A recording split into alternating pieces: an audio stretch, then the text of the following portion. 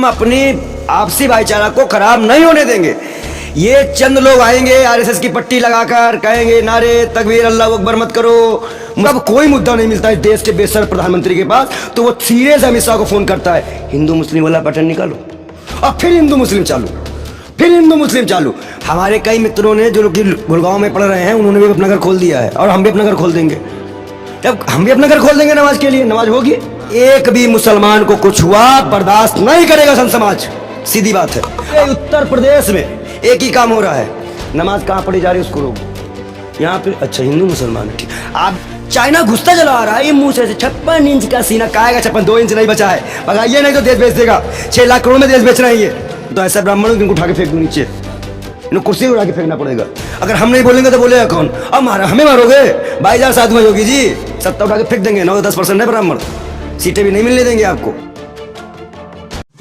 पिछले कई हफ्तों से गुरुग्राम में नमाज को लेकर हिंदूवादी संगठनें विरोध कर रही थी। जब जुमा की नमाज खुले में हो रहा था तब उसका लगातार हिंदूवादी संगठन विरोध कर रहे थे और हद तो ये हो गया कि वहाँ पर गोबर तक रख दिया गया और कपिल मिश्रा जाकर वहाँ पर गोवर्धन पूजा कराया गया। इसको लेकर जिस देश में है माहौल ख़राब हो रहा था, अब सिखों ने अपना गुरुद्वारा खोल दिया है कि आइए जुमे के दिन आपको नमाज़ पढ़ना है, हमारे गुरुद्वारा में आइए। और कई हिंदुओं ने भी ये कहा है कि हमारे घर में आकर नमाज़ पढ़िए। तो क्या हमारे देश की जो एकता है, भाईचारा है, वो रह रहकर बिगाड़ने की कोशिश होती है? इसी पर आज हम चर्चा करेंगे। हमारे साथ है पंडित विजय शंकर शर्मा। इनसे जानेंगे कि आखिर क्या मंशा है ये दिखाने की, क्या कोशिश है कि एक तरफ अमित शाह कहते हैं कि पहले रोड पर नमाज होता था, अब नहीं होता है, देश के गृह मंत्री हैं, तो वहीं कंगना उठ बयान दे रही हैं। पंडित जी, सबसे पहले आपसे मैं जानना चाहूँगा कि आज गुरुद्वारा प्रबंधक कमेटी गुरुग्राम में ये कहा है उन्होंने कि आप हमारे गुरुद्वारा में आकर नमाज़ पढ़िए, और कई हिंदुओं ने भी कहा है, कई पत्रकारों ने भी कहा है कि आप आइए हमारे घर में नमाज़ पढ़िए, जो लगातार 1 महीने से ज़्यादा हो गया है जहाँ नमाज को लेकर विरोध कर रहे थे वो लोग, यहाँ तक कि गोबर फेंक रहे थे या मतलब गोवर्धन पूजा कराया गया कपिल मिश्रा के द्वारा। क्या कहेंगे आप? देखिए, एक चीज़ तो मैं बता दूँ, उत्तर प्रदेश चुनाव 4.5 साल हिंदू मुसलमान, उसके अलावा तो कोई काम है नहीं। अब लास्ट में योगी जी जाते हैं तो बताएं क्या कि हमने क्या किया है, क्योंकि उन्होंने बताएंगे कि हमने मकान कुड़ करा दिया था, हमने लिंचिंग करवाई थी, हमने नारे तकबीर का फतवा जारी किया था, तो और उनके पास कोई वजह नहीं है। और दूसरी बात, अगर वह मुख्यमंत्री है तो पहले तो ये बताए तो घोषित कर देना हिंदू राष्ट्र, प्रधानमंत्री घोषित कर दे, गृह मंत्री कह दे मंच से। नहीं, अभी बात ये हो रही कि नमाज को लेकर जो विवाद चल रहा था, आपने भी कहा था कि मैं अपने घर पे नमाज पढ़ने के लिए, मैं तो कह रहा हूँ कि अब सिख समुदाय भी आ गया है, हम अपनी आपसी भाईचारा को खराब नहीं होने देंगे। ये चंद लोग आएंगे आरएसएस की पट्टी लगाकर कहेंगे नारे तकबीर अल्लाह अकबर मत करो, मुसलमान को काट दो, जय श्री राम बोलो। देखिए एक चीज़ बता दें, किस राम की परंपरा को मानते हैं पहले तो ये देख लीजिए।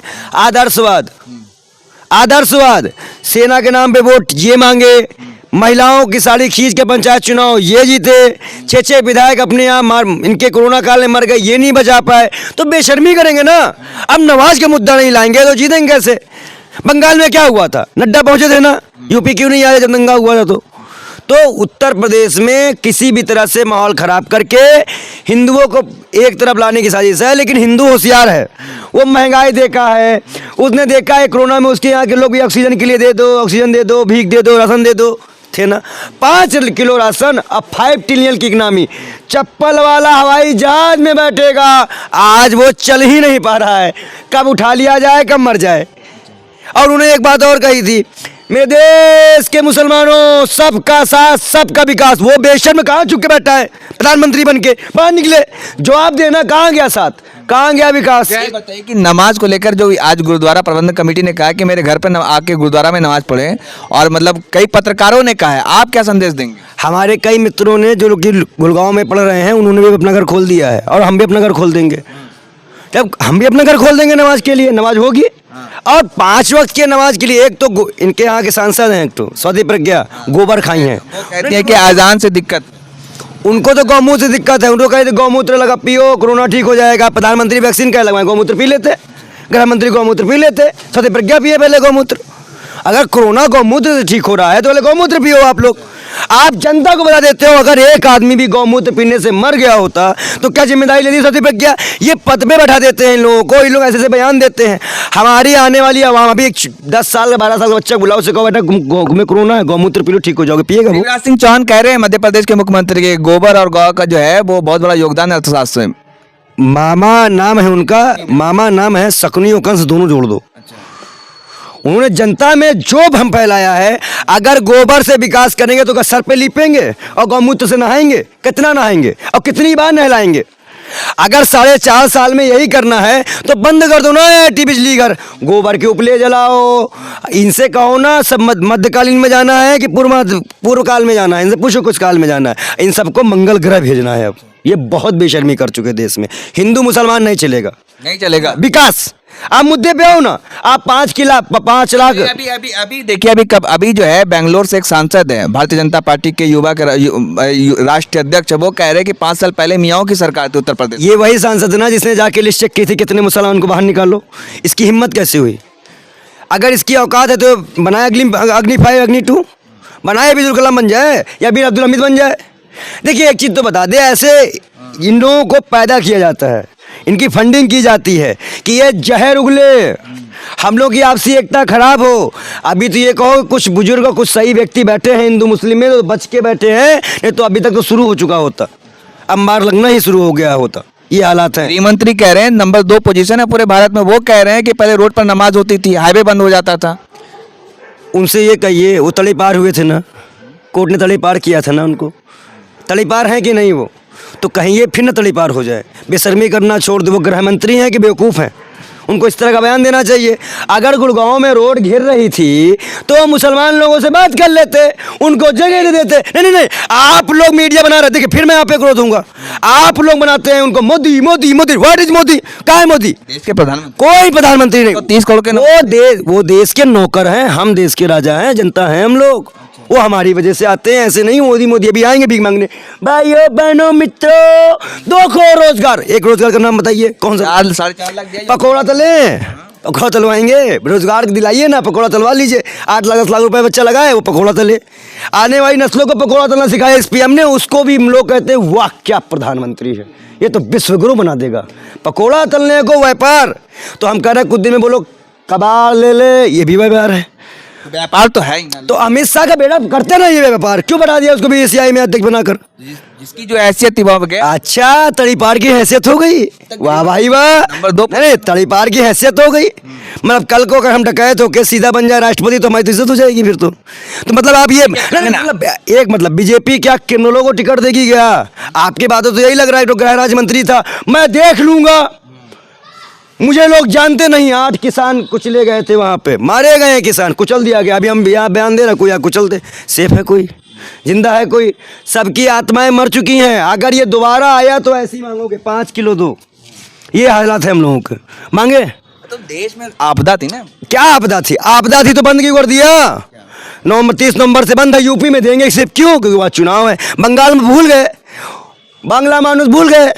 बताइए, अभी उत्तराखंड जाएंगे, बंगाल जाते हैं तो रविन्द्रनाथ टैगोर बनेंगे, गोवा जाएंगे बहु मोहल्ले बन जाएंगे, अभी यूपी में राम बन के जाएंगे। मैं राम हूँ, मुझे वोट दो, राम बन के जाएंगे दोनों से लेके। ये बेशर्म, ये दलाली खाते हैं, ये राम को घुमा घुमा के वोट मांगते हैं, बस सीधी बात। राम मंदिर बना के दिखा दिया ना, फिर मंदिर अब मंदिर के नाम पे भीख मांगे। दिखाने के लिए है ना कि भाई मंदिर अटल के नाम पे मंदिर, अटल जी भी मंदिर पे नाम पे आए थे, 2 बार भीख। फिर अच्छा इनके पास कोई काम है? 4 मुद्दे पे चुनाव लड़ गया, विकास होगा। कैसा विकास? विकास बह गया गंगा में।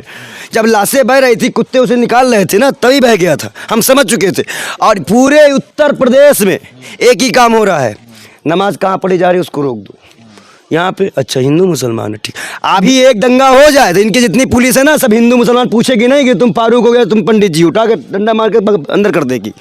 ये दंगा कराने की साजिश है। त्रिपुरा में क्या था, जो उसके खिलाफ बोला कि भाई दंगा गलत हुआ, वो उसके यूपीए लगा दिया। ऐसी सी धाराएं ये लगते हैं, ये फ्री में धाराएं आती हैं।